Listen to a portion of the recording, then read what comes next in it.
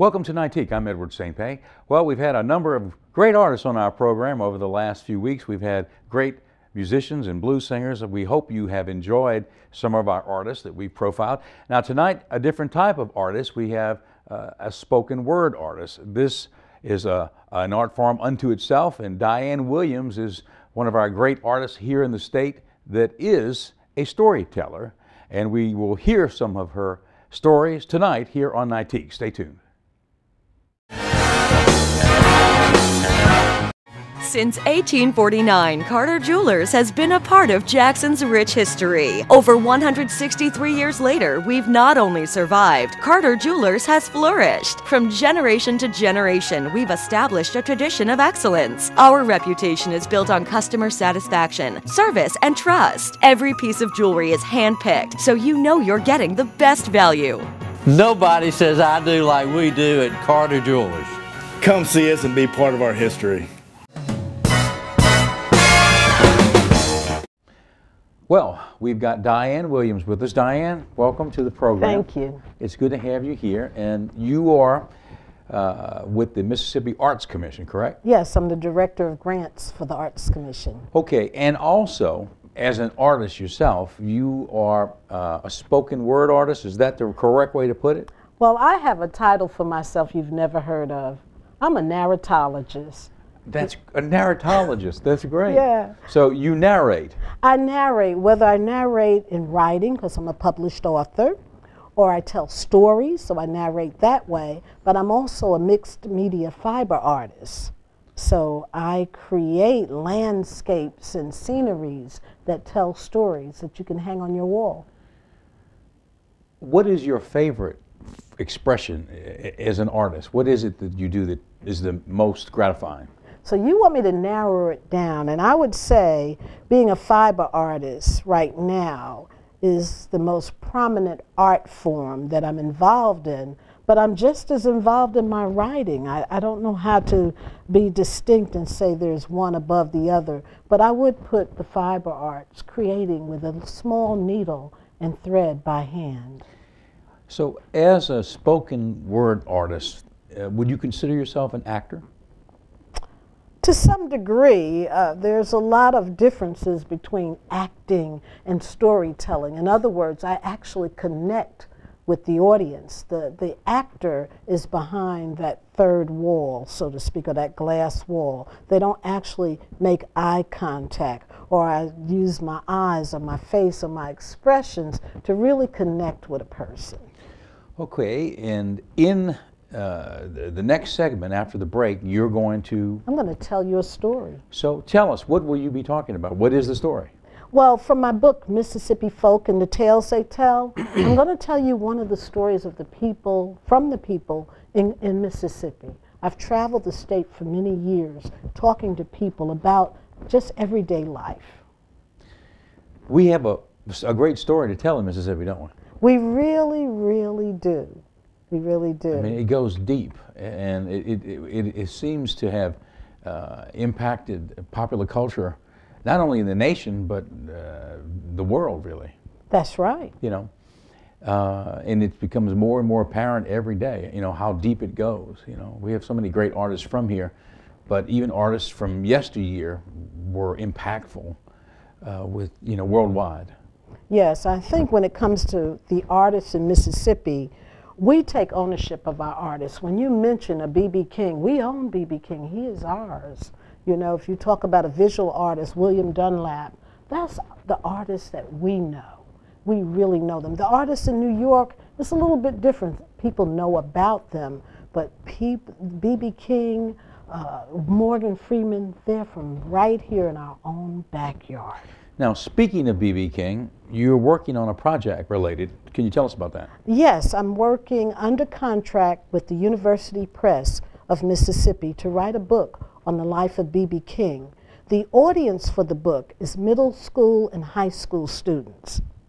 So it took me a while to get that point of view because I'm not a teenager anymore, but I think I finally found my voice in the writing to be able to share his story and what he would like to say to young people. What is it about B.B. King that sort of set him apart? Because I think most everybody would agree that B.B. King in the blues genre, even with so many great artists in that genre, B.B. King still is special. That's right. He has a distinct original style. Out of all the blues musicians we know, anywhere, B.B. King's style, within a few seconds of hearing either his voice or his music, you know that it's him. It might be Lucille, right, kicking in. It could be Lucille kicking in, It's yeah. the truth, you know, it is the truth. It's Yes. very distinctive. Yes. I can remember growing up, you know, when we were growing up in Louisiana, of course, we were listening to the blues rock bands. And there were Allman Brothers and people like that. Yes. And there was a group from Alabama called Wet Willie. And they were a blues rock band. They were pretty famous. They had a recording contract and all. Well, anyway, somehow through listening to that regurgitation of blues through the rock and roll media, right, I discovered B.B. King. And I remember distinctly discovering B.B. King and hearing Thrill Is Gone and some of those songs Yes. back then. And the just sort of the gravity of it hitting me, how great that was, you know, and how much of a fountainhead that music was related to what I knew, rock and roll, a lot of that which was brought over by the British guys who had regurgitated our blues from right here in Mississippi. It was sort of like an illumination, you know. Right, so they brought rock and roll over here to America, but they also came to America to meet people like B.B. King. Right. And so you had rock and roll music, and right around that time, America started saying, okay, how can we impact African Americans in the music industry? And along came R&B.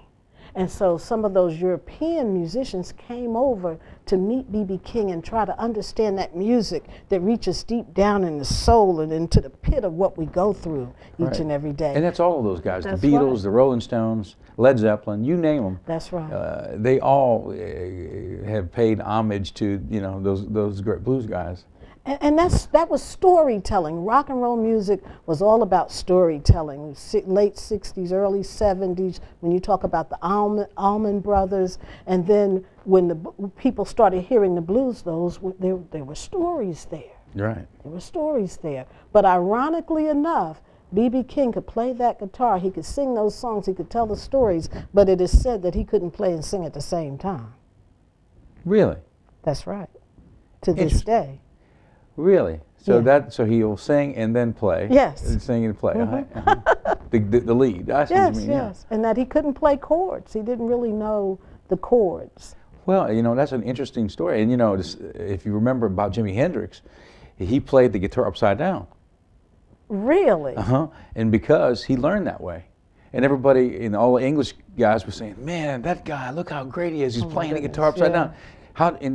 That's how he learned. But you see, he played everything, but he was playing it upside down. Yeah, yeah. So it was amazing, you know. But but all of the old British acts, they all borrowed so heavily from That's that. right. And when they came over here, like when we growing up, when we saw the Beatles and the Rolling Stones, of course, as kids, we didn't know that they were basically doing a semblance of the old blues stuff because white America hadn't discovered the blues yet. Right, right. But we learned about it vis-a-vis the English guys who brought it in across the Atlantic. It's really an amazing story how we, as Americans, learned about the music that way, you know. And it just has a rotating effect. They came over, people like the Rolling Stones, to meet people like B.B. King. Yeah. But I think it was the Rolling Stones and a few The others Animals. that had an impact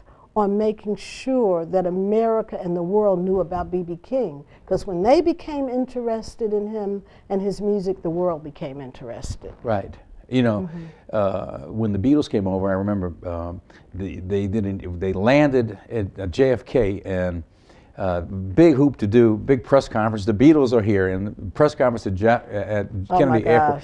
And one of the reporters asked John Lennon, he said, Mr. Lennon, what is it that you want most to see in America? And he said, well, I want to see Muddy Waters. And the reporter said, where's that? Of course, of course. Oh, where is the Muddy Waters? Yeah, he didn't know who Muddy Waters was. And then John Lennon said, see, that's the problem with you Americans. We're doing that music. You don't even realize it. It's right here in your own backyard. See, that was a good example of the situation that took place. You know, when America didn't even realize what was happening with that music, you know. Yeah, and talking with blues musician Dexter Allen, one of the things he said is that, you know, the media has celebrated blues musicians in the sense that, okay, they're the ones sitting on the front porch with a straw between their teeth, a guitar in their hand, and a straw hat on their head. But that's not today the blues musicians necessarily of today. So we don't know the musicians today as well as we should because they're not shown off, so to speak, and they're not placed on the stages of television and media as much as they could be. That's the truth.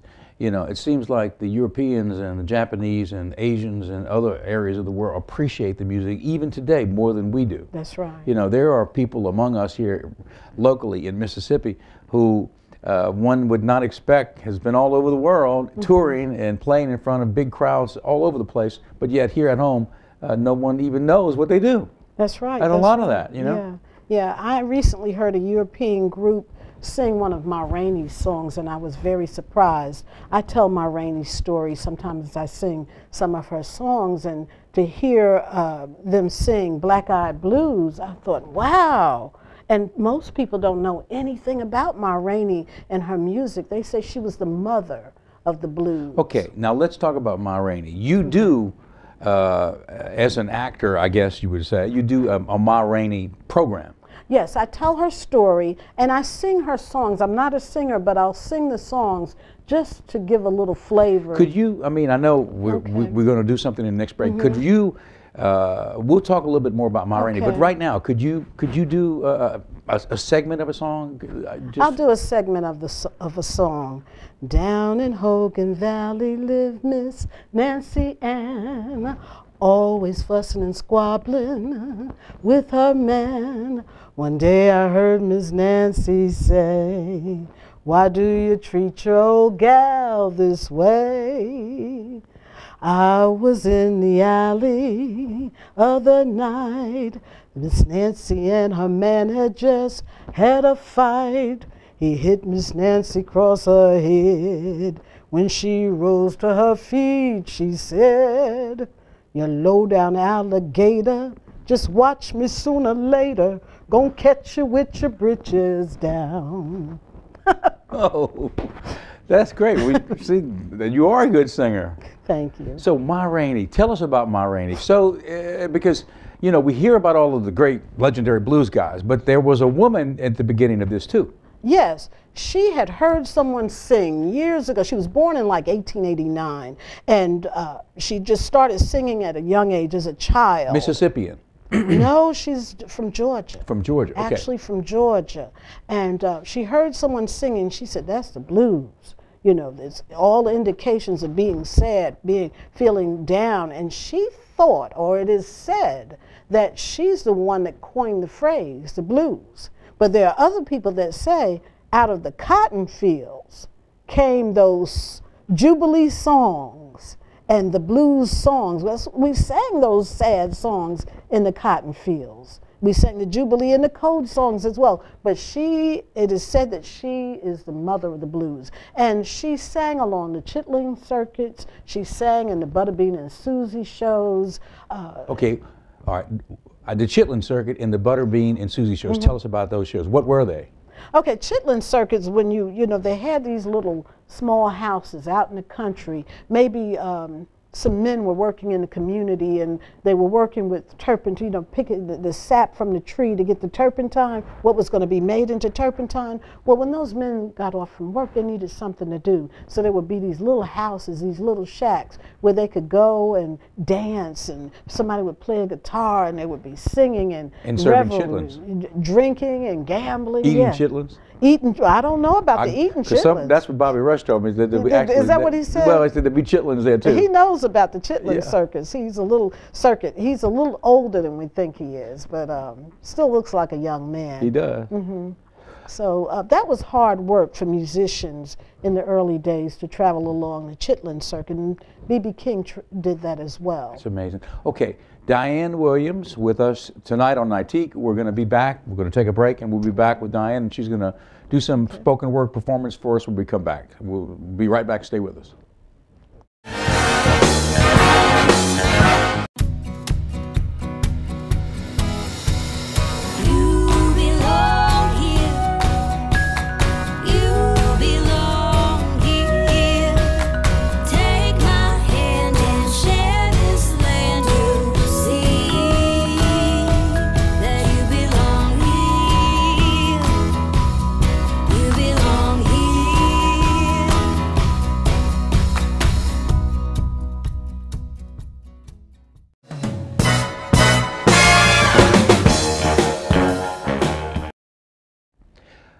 We're talking to Diane Williams. Diane, thank you for being with us tonight on Nightique. Now, we were talking about the Chitlin circuit. Yes. And the Butterbean and Susie circuit. What's that? Okay, the Butterbean and Susie show was a vaudeville show. And back in the early days, turn of the 20th century, maybe even as late as the end of the 19th century, there would be acts that would come along waterfront towns. They would set up tents, and there would be performances that were singing, dancing, tap dancing, just incredible shows that were almost acrobatic, you know. And there would be so many that would perform. I'm not quite as familiar with Butterbean and Susie, but I think they were two people that the shows was coined after. I see. Yeah. Interesting. Okay, the spoken word, again, this is one of your artistic projects that you've been doing a long time. As part of being a narratologist, yes. What goes into performing spoken word? I mean, or are you an actor? Do you get into character? It almost seems as if I do.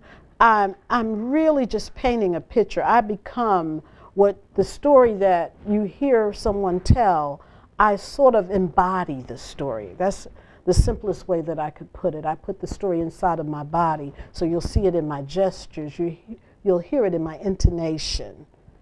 And if the character sings, you would also sing? Then I might sing, and I'm not necessarily a singer, but I want to make sure you feel and get a sense of the flavor of what that person might have brought to a stage. When we come back from the break, you're going to do a segment for us.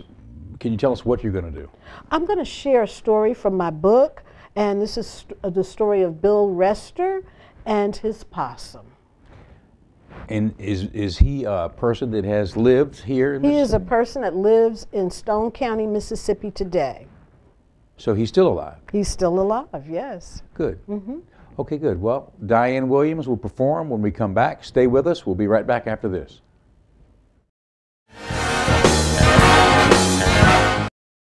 I'm Dr. Quinn, and I believe in the power of exercise.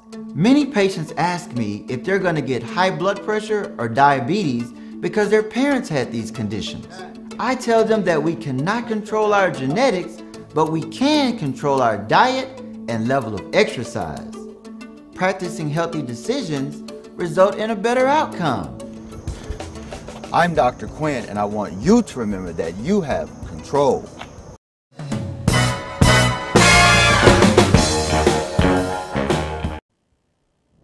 I want to tell you a story from the book Mississippi Folk and the Tales They Tell. I've traveled throughout the state for over 20 years talking to people about their stories. I met a man in Stone County named Bill Rester, and he tells this story. He says, when I was 5 years old, I had 4 brothers and sisters. They went to school every day. All the children in the neighborhood went to school, but I stayed at home with my mama, but I wanted somebody to play with. So I went to my mama and I said, Mama, where the little baby brothers and sisters come from? My mama didn't know how to answer that question. She just was silent.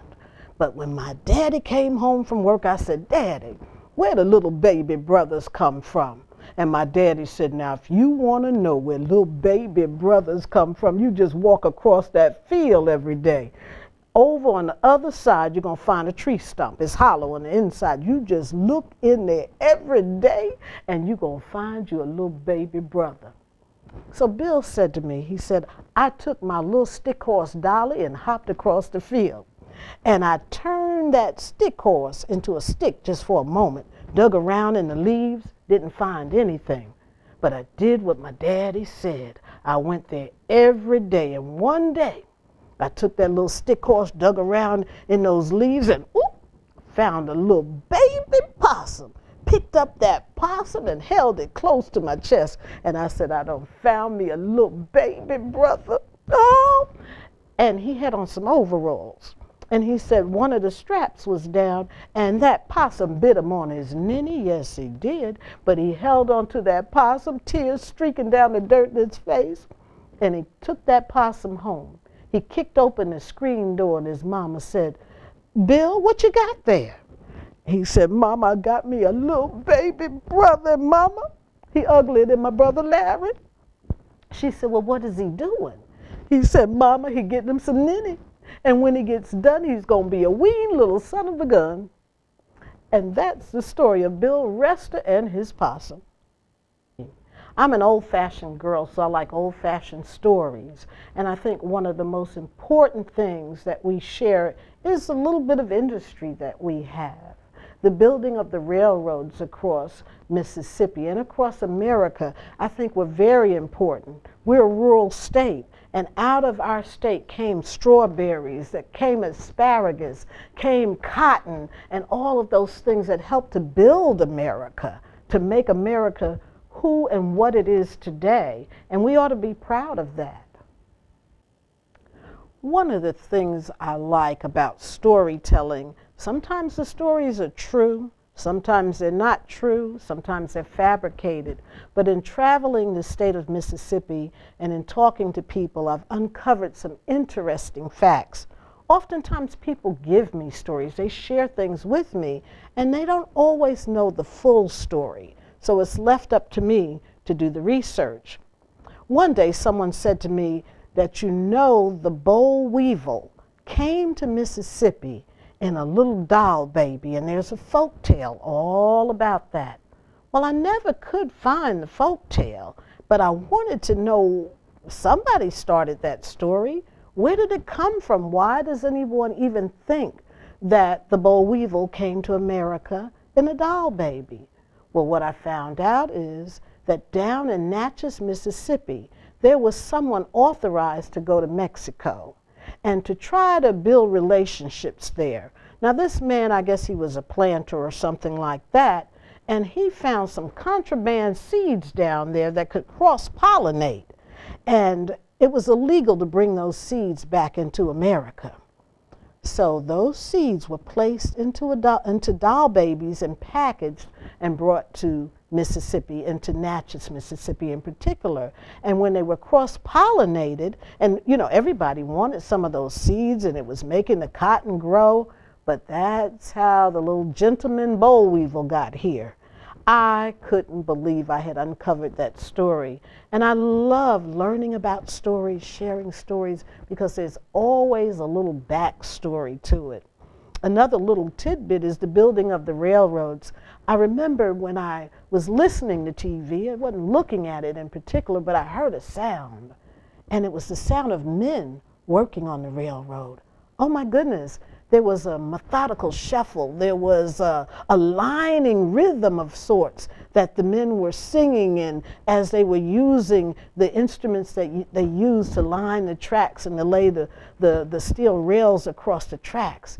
It was incredible. And Zora Neale Hurston has captured some of their singing in her accounts in some of her books. She was an anthropologist, by the way, and one of the songs went like this. When I get in Illinois, I'm gonna spread the news about the Florida boys. Shove it over, hey, hey, can you line it? Ha, ha, clack-a-lack-a-lack-a-lack-a-lack-a-lack-a. And the song goes on and on with funny little tidbits. And that's the sound I heard on television the time I heard how those men sang to keep themselves from growing weary. Kind of reminds me of the blues a little bit, but it was a little bit more uplifting. Since 1849, Carter Jewelers has been a part of Jackson's rich history. Over 163 years later, we've not only survived, Carter Jewelers has flourished. From generation to generation, we've established a tradition of excellence. Our reputation is built on customer satisfaction, service, and trust. Every piece of jewelry is handpicked, so you know you're getting the best value. Nobody says I do like we do at Carter Jewelers. Come see us and be part of our history.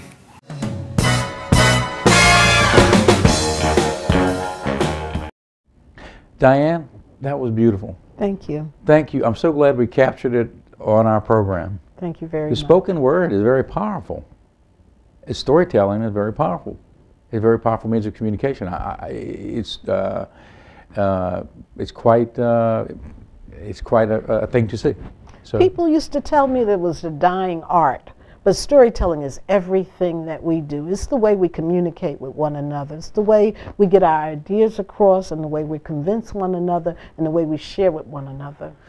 as an artist, I know you are with the Mississippi Arts Commission. That's correct. And but as an artist, is there a contact vehicle, a website for you?